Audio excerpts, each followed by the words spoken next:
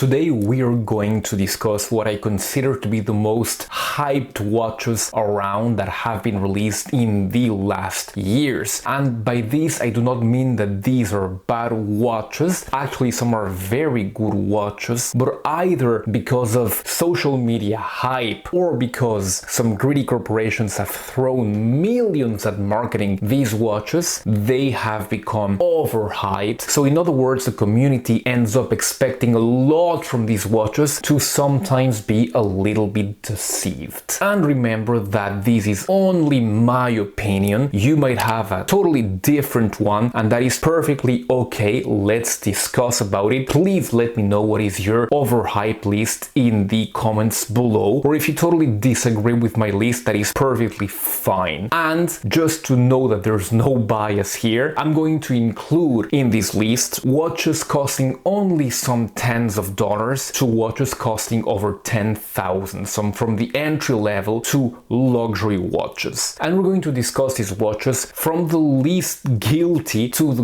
guiltiest of them in my eyes. Let's go right away, and the first watch in the selection, a watch that kind of deserved its hype, is the Tissot PRX. Some might be surprised to see this watch here, but remember that when it came out, I think it was 2020, 2021, if I remember correctly, everybody was going crazy for this watch. You almost couldn't find it anymore, and prices were going, over retail, I think. And I believe that this watch did not deserve that kind of hype. Don't get me wrong again, it is a great watch and it does represent a great thing. This watch started the whole trend of integrated bracelet, affordable watches I mean. And that was a great thing, and that trend continues going strong and has been perfected. The PRX has seen multiple releases. There's of course the 35s, the 40s, there's the quartz, the automatics, of course, of the PRX 80s, and the chronographs. But as I said in my review of this watch all those years ago when it just came out, I think that it is, at least when I got it, I was a little bit underwhelmed. I thought the bracelet was a little bit flimsy, and I thought it were a little bit too big. Maybe at the time I was not that used to integrated bracelet wear. Once again, it was a watch that was absolutely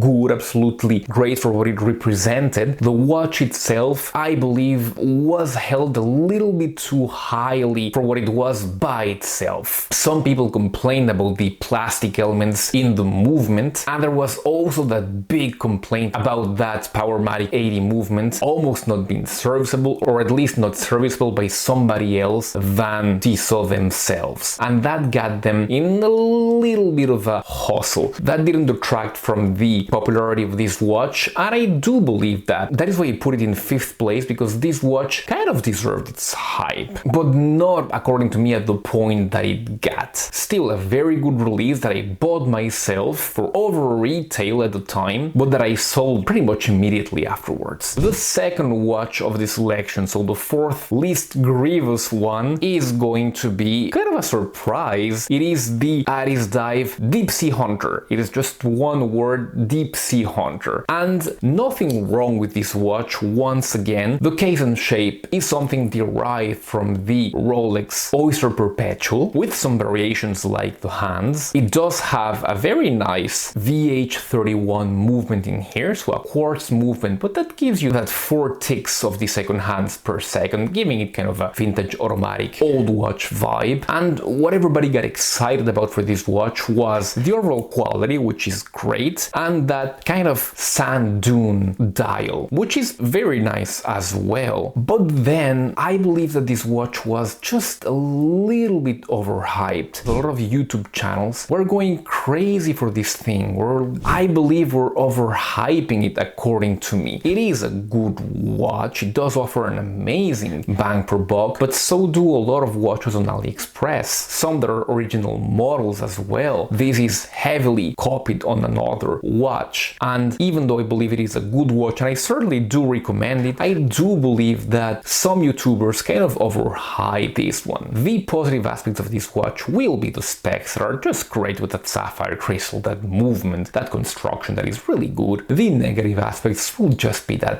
hype. Nothing wrong with it, but yeah, this watch, it is not like the greatest watch on AliExpress.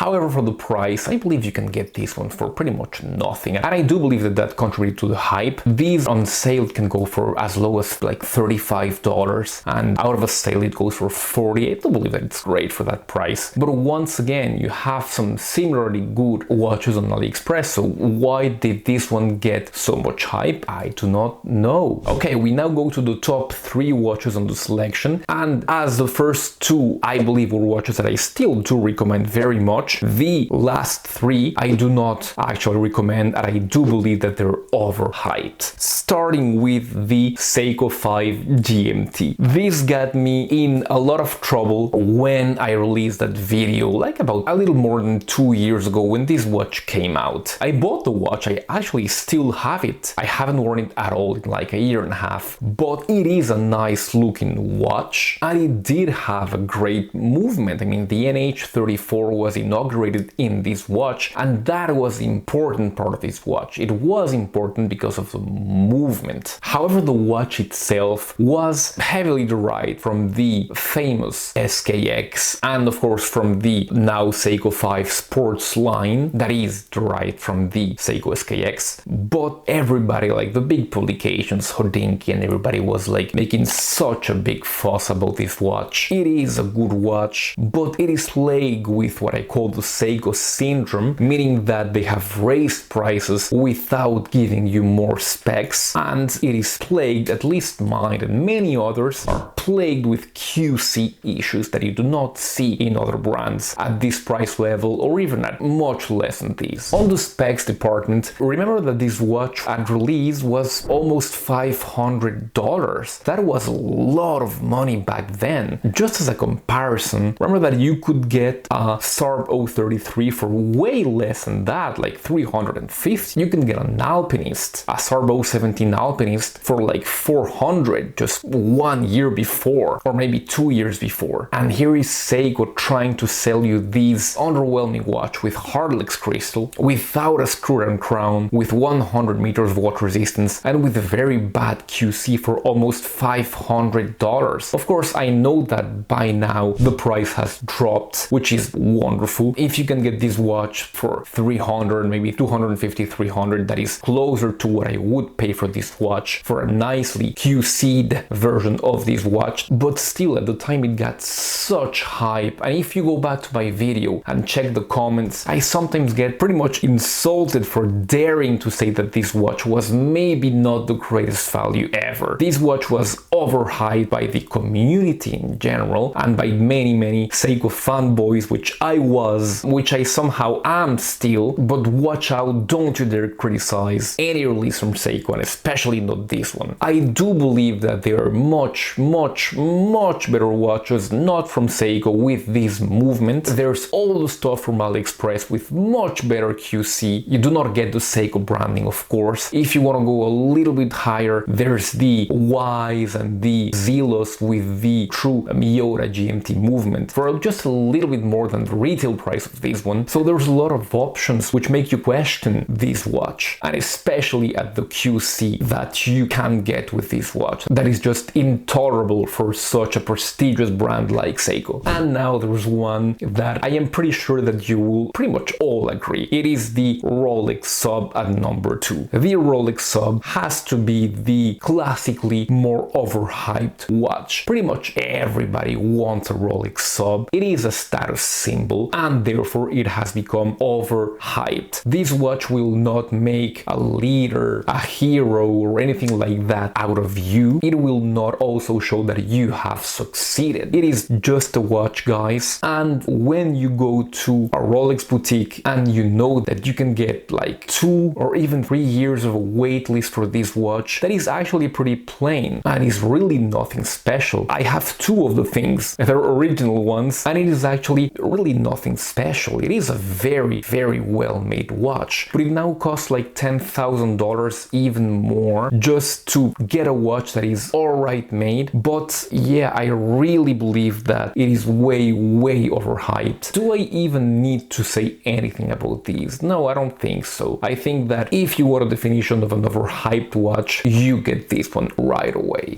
But there's even worse than the Rolex Submariner, and I think you might have guessed the watch, and that is the Moon Swatch. The Moon Swatch is the epitome of what an overhyped watch is, and if Rolex at least backs up the hype with very strong branding and with tons and tons of marketing, the Moon Swatch has pretty much absolutely nothing for itself as a watch. As I said in the many videos that I made about, or at least discussing this watch, the first version, at least as a marketing tool, was absolutely great, a masterpiece in marketing by Swatch. They were bringing the famous Moon watch that is now like $8,000 or $9,000, just ridiculous, to the masses, a watch that costs like $260, something like that. So everybody was really excited about this thing, and it was the first time that it was cool to be a watch lover. Remember those big, huge lines, bigger than for an iPhone release? It was crazy. We had never, ever seen that. That was it. We were on top of the world. But then came the problems. First, the supply problems. Swatch couldn't for the world make enough watches to match at least a little bit of the demand, and you saw really ugly scenes on those queues. You saw kind of aggressive salespeople with guards around the Moon Swatches. I mean, something not pleasant at all if you want to give a nice image of your brand. So I really think that it backfired for them, and the people that were actually getting the watch were reporting that it was extremely poorly made. The so-called bioceramic was actually just cheap plastic. The watch felt like crap. The crystal was scratching only by pretty much looking at it. The pushers were falling off, and most grievous of all, it was leaving big stains on people's wrists. This was pretty much like a $20 or $30 toy, and not a $260 watch that people were selling in the second-hand market for $1,000 or more, and that other people were fighting the queues for. Talk about overhype. Ever since the release of this watch, so like 2.5 years ago, Swatch has been beating the dead horse and releasing a new version pretty much every 2 months, if not more. At this point, it is not even beating the dead horse, it is mashing it to a pulp. Nobody cares anymore. Nobody's buying into the narrative anymore. So please, Swatch, stop it. Thank you so much for having watched the video. I hope it was useful for you. I have been trying these new thematic videos. Let me know if you like these kind of content, and I will make a little bit more. I do believe that talking about hype or overhyped watches, there's a lot to discuss. There's overhyped watches that deserve it. There's overhyped watches that do not deserve the hype, like I have discussed here. There's overhyped watches that do deserve the hype, and there's overhyped brands as well. So there's a lot of things to discuss about this subject that I would very much like to cover if that interests you. So do let me know if it does. And of course, I will leave you here with other videos on watches that do deserve the hype, and I do really recommend. Thanks again. I'll be seeing you very soon on these videos or in another video. Goodbye.